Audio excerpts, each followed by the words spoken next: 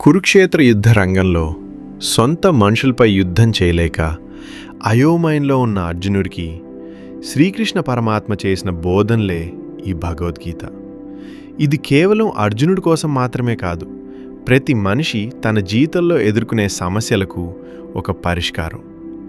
కృష్ణుడు అర్జునుడితో ఇలా అంటాడు: అర్జున, ఈ దేహం శాశ్వతం కాదు.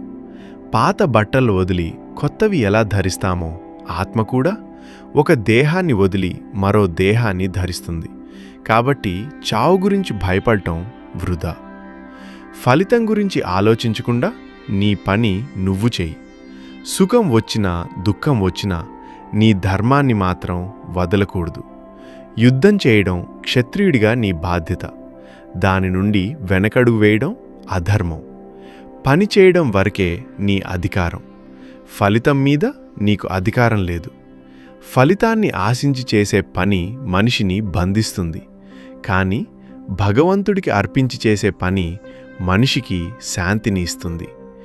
ఏది జరిగిందో అది మంచికే జరిగింది. ఏది జరుగుతుందో అది మంచికే జరుగుతోంది.